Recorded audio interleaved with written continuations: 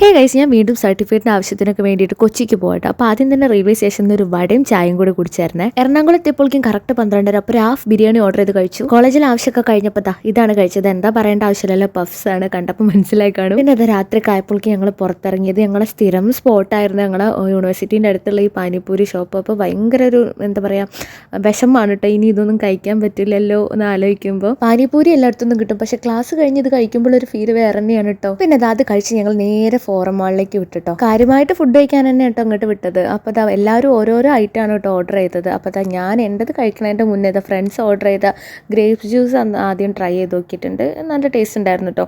പിന്നെ സ്നേഹ fried chicken order ചെയ്തിട്ടുണ്ടായിരുന്നു. ഞാൻ അതും ടേസ്റ്റ് ചെയ്ത് നോക്കി. പിന്നെ നൂഡിൽസ് ഒക്കെ ഉണ്ടായിരുന്നു കേട്ടോ. അതും കഴിച്ചിട്ടാണ് ഞാൻ വാങ്ങിയ ഷവർമ ഞാൻ ടേസ്റ്റ് ചെയ്ത് നോക്കിയത്. അതൊരു ഫ്ലോപ്പ് ആയിരുന്നു കേട്ടോ. എനിക്ക് ഇഷ്ടപ്പെട്ടില്ല. അത് ഭയങ്കര ഡ്രൈ ആയിരുന്നു, മയോ ഒന്നും ഇല്ലാണ്ട്. അപ്പോൾ അത്രയ്ക്കുള്ള വീഡിയോ ഇഷ്ടപ്പെട്ട ലൈക്ക്, ഷെയർ, സബ്സ്ക്രൈബ് ഒക്കെ ചെയ്യുക. Bye guys.